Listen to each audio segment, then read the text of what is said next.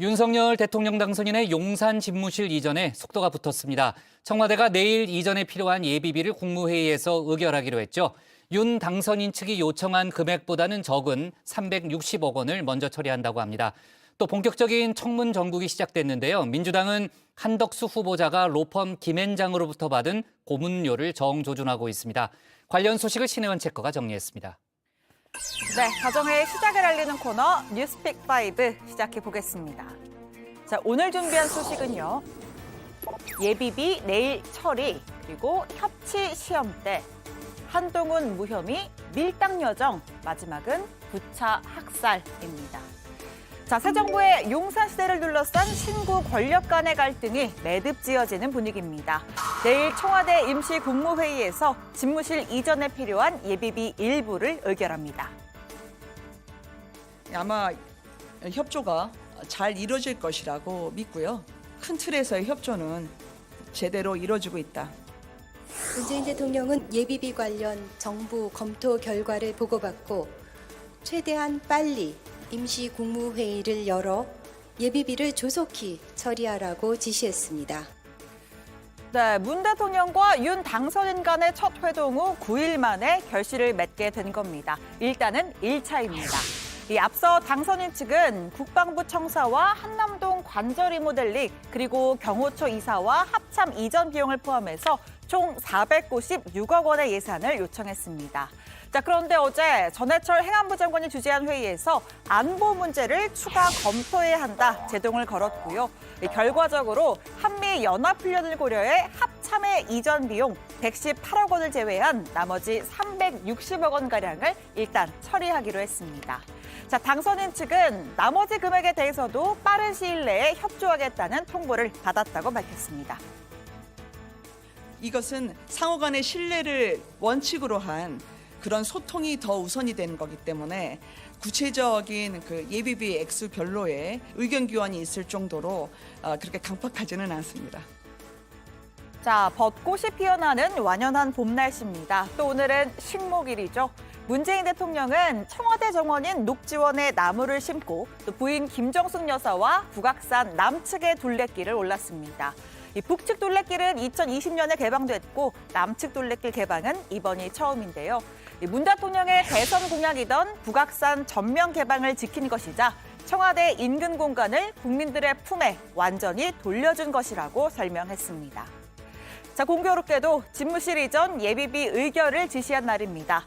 일각에서는 청와대 인근이 아니라 전체를 돌려주겠다라는 윤석열 당선인의 계획을 의식한 행보가 아니냐, 이런 평가도 나왔습니다. 본관, 영빈관을 비롯하여 최고의 정원이라 불리는 녹지원과 상춘제를 모두 국민들의 품으로 돌려드리겠습니다. 경복궁 지하철역에서 경복궁을 거쳐 청와대를 거쳐 북악산으로의 등반로 역시 개방되는 것입니다. 자, 인수위 홈페이지의 첫 화면인데요. 자, 맨 오른쪽 위에 청와대 이전과 개방, 이 빨간 메뉴가 추가됐습니다. 클릭하면 개방의 의미, 미리 가본 청와대, 개방의 모든 것 등등 관련된 질의응답들도 쭉 정리를 해놨습니다. 조만간 별도의 공식 홈페이지인 온라인 소통관을 오픈해서 청와대 활용 방안에 대한 의견을 수렴하고 또 새 집무실 이름도 공모를 시작할 예정입니다. 새 대통령실 이름 공모를 한다고 하더라고요.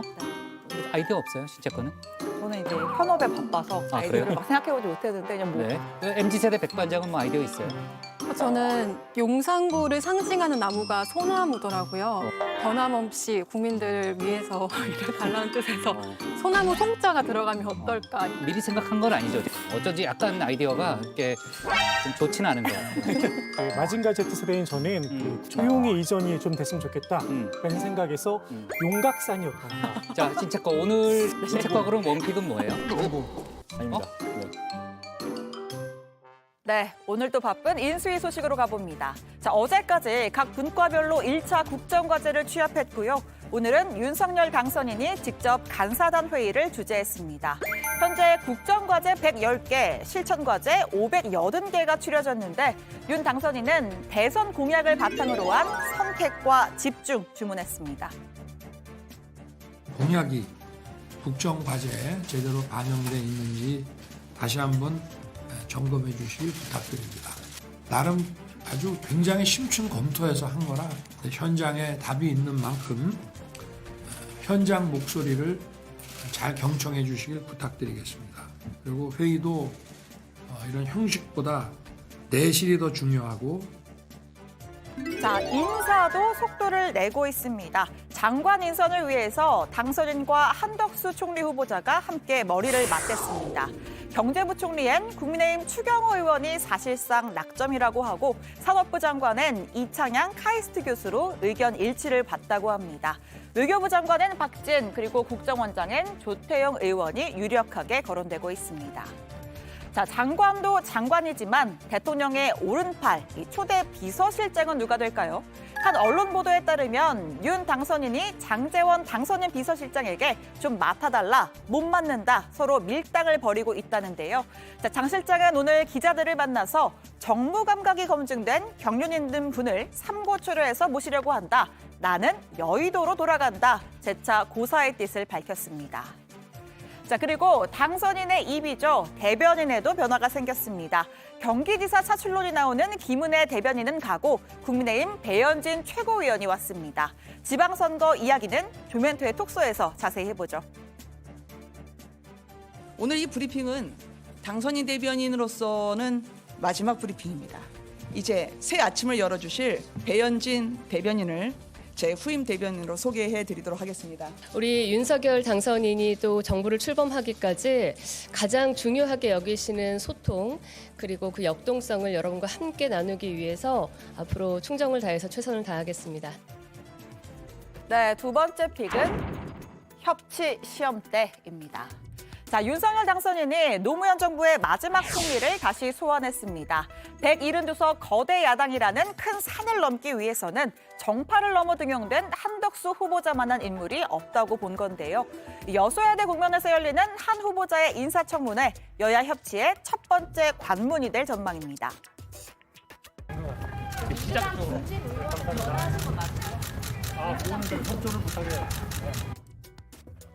자, 한 후보자는 총리 지명 직후에 민주당 중진 의원들에게 전화를 돌렸다고 합니다. 보통 중진이면 3선 이상, 그러니까 노무현 정부 때 손발을 맞춰본 사람들이겠죠. 제대로 협치 한번 해보자, 원활한 인준과 국정운영 협조를 요청한 겁니다.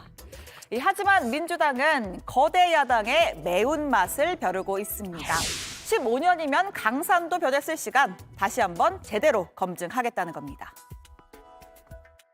그 당시에 우리 이 정부가 이 가지고 있었던 또 이 그 상황이라든가 과제 이런 것들이 지금하고 많이 다릅니다.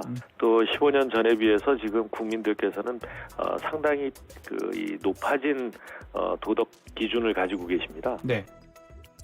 한 후보자가 공직 밖에 있던 시간을 정조준했습니다. 한 후보자는 2017년 12월부터 4년 4개월간 로펌 김앤장의 고문으로 재직하면서 18억 원의 보수를 받았는데요. 한 후보자는 청문회 자료를 명확하게 사실에 기초에 만들어서 하나도 숨김없이 다 말씀을 드릴 것이라고 말했습니다.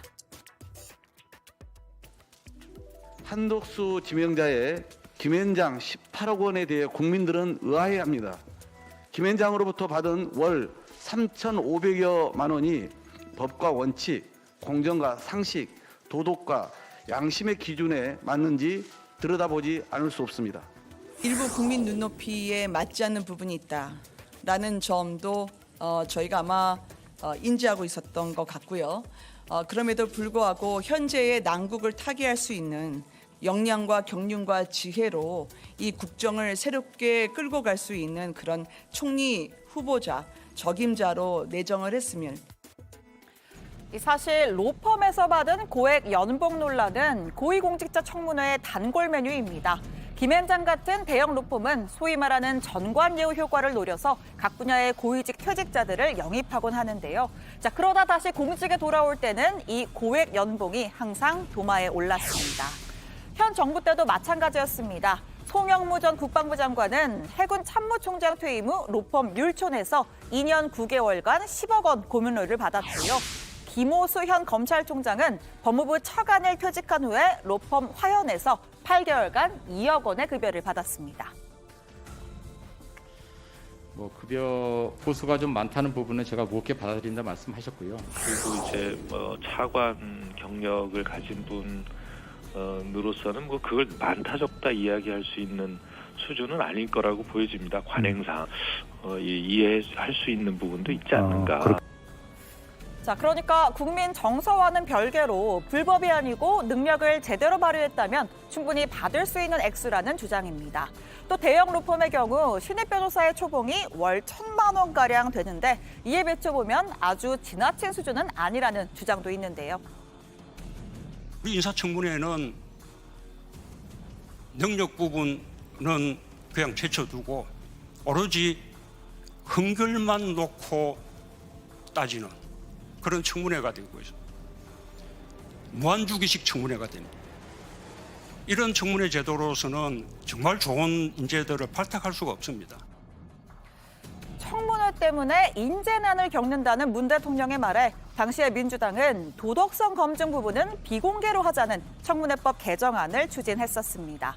공개 검증 범위는 정책 역량에 집중돼야 한다는 논리였죠. 자, 그런데 지금은 더욱더 엄격한 도덕적 잣대로 검증해야 한다는 입장입니다. 이렇게 정치권에서 반복되는 지금은 맞고 그때는 틀리다. 국민들은 어떻게 해석해야 할까요? 무조건 발목 잡기와 흠집 내기를 하지는 않겠습니다. 다만 국민의 높아진 눈높이에 맞는 도덕성을 갖췄는지를 면밀하게 검증할 것입니다. 송곳 운운하면서 문재인 정부가 제시했던 인사검증 7대 기준을 검증 잣대로 삼겠다고 주장하는 것은 완전한 코미디가 아닐 수 없습니다. 문 정권에서조차도 한 차례도 지켜지지 않으면서 민주당 자신의 손에 의해 스스로 폐기 처분한 지 오래된 것입니다. 네, 청문회 속보 계속 지켜보죠. 세 번째 픽은 한동훈 무혐의입니다. 자, 이른바 검언유착 의혹을 수사해온 검찰 수사팀이 한동훈 사법연수원 부원장을 무혐의 처분하겠다는 입장을 보고했습니다. 한 검사장이 채널A 이동재 전 기자와 결탁해서 유시민 전 이사장의 비위를 캐내려 했다는 의혹이었죠. 이동재 전 기자는 지난해 7월 1심에서 무죄 판결을 받았는데 한 검사장에 대해선 2년간 검찰이 처분을 내리지 않고 있었습니다. 이 수사팀은 무려 12차례 무혐의 입장을 보고했는데 최종 승인 주체인 이정수 서울중앙지검장이 번번이 반려했다는 건데요. 자, 이를 두고 윤석열 당선인의 측근인 한 검사장을 피의자 상태로 유지시켜서 새 정부의 검찰 인사에 부담을 주려는 의도가 있는 거 아니냐 의혹도 제기됐습니다. 자, 늦어도 이번 달 중에는 이정수 지검장의 최종 결정이 내려질 것으로 보입니다. 네, 네 번째 픽은 밀당 여정입니다. 자, 어제였죠. 오랜만에 등장한 북한 김여정 부부장이 남측을 향해서 말폭탄을 쏟아냈습니다. 미친놈이다. 그리고 쓰레기이다. 동족끼리 불질을 하지 못해 몸살을 앓는 대결광이다. 자, 그런데 하루 만에 태도가 180도 바뀌었습니다. 우리는 서로 싸우지 말아야 할 같은 민족이라면서 남조선을 겨냥해 총포탄 한 발도 쏘지 않을 것이라고 했는데요. 남측이 어떤 이유에서든 군사행동에 나선다면 부득이 우리의 핵 전투 무력을 수행할 수밖에 없다고도 덧붙였습니다. 자, 이 같은 북측의 밀당, 우리의 정권 교체기를 겨냥한 심리전으로 풀이됩니다. 인수위가 새 정부 대북 정책을 구상 중인 만큼 무조건 세게만 밀어붙이면 역효과가 날 것을 감안한 것이란 해석이 나왔습니다. 추가 도발이 그리고 북한의 안보 위협이 더 이상 국민들께 불안을 끼쳐드리는 일이 없도록 저희가 한미동맹을 포함한 긴밀한 구축 체계를 가져나갈 것이다라고 말씀드립니다. 자, 마지막 픽입니다. 부차 학살입니다. 자, 러시아군이 우크라이나의 작은 도시 부차에서 민간인을 집단 학살한 정황이 드러났습니다. 두 손이 뒤로 묶인 채 처형당한 시신이 곳곳에 놓여 있고 10m가 넘는 대형 구덩이에선 시신 300여 구가 발견됐습니다. 목격자들은 러시아군이 마치 사냥을 하듯 사람들을 쐈다고 증언합니다. Це буде визнано світом як геноцид. Те, що ви сьогодні тут знаходитесь і бачите, що відбулось. Ми знаємо тисячі людей вбитих і закатованих з відрубаними кінцівками, зґвалтованих. 네, 젤렌스키 대통령 직접 부차를 찾아 현장을 살폈고요. 미국의 바이든 대통령은 러시아에 더 많은 제재를 가하고 푸틴 대통령을 전범 재판에 회부해야 한다고 했습니다. 자, 이에 따라서 국가 간의 분쟁을 다루는 국제사법재판소나 개인의 전쟁 범죄 문제를 다루는 국제형사재판소 차원의 절차가 본격화될지도 주목됩니다. 네, 화요일의 뉴스픽 여기까지입니다. 들어가서 원픽 꼽죠. 뉴스픽 5였습니다.